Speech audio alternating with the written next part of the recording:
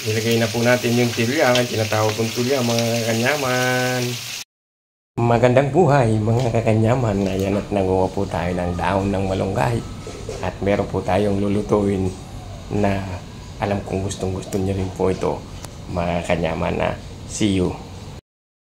Ito po ang dahilan kung bakit po ako kumuha ng daon ng malunggay. Nakabili po kasi ako ng lala kung tawagin po dito. Ayan yung parang maliliit tulya sa Kapampangan po. Ayan ha. Masarap po yung sabaw to. Kaso ang resulta po ng isang balot, papakita ko po sa inyo. Yan lang po yung laman ng isang balot mga kanyaman ha. Wala man lang atang 30 pesos yung ano. Tingnan nyo po.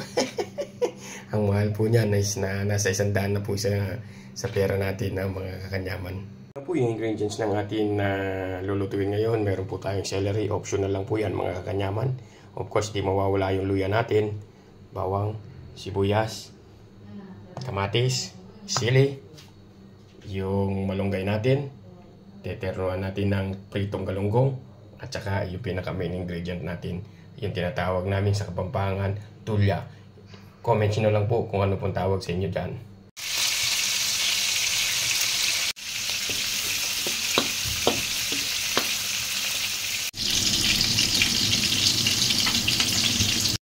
Tikman lang po natin yung sabaw. Subong kanyaman po. Wow! Mga kanyaman, yan at kakain na po tayo mga kanyaman. Ito na po yung sabaw na tulya ko mga kanyaman. Na may malunggay po. Siyempre, higup tayo sa sabaw. Higup, sabaw, kanyaman. Sarap. Manamis-namis po kasi bagong pitas po yung talbos ng malunggay. Kanyaman. Yan, meron din po tayong sili. Yung kalamansi na may sili tsaka ano po, patis. Siyempre, subong kanyaman po.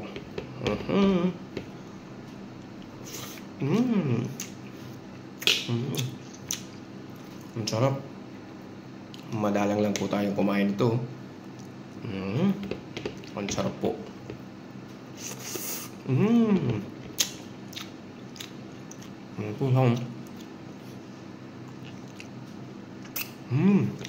Kanyaman. Hanggang dito na lang po muna. Kakain po si kanyaman ha. Lagi nyo tatandaan, mahal na mahal po kayo ni kanyaman. I love you, mama. Chup chup. Bye.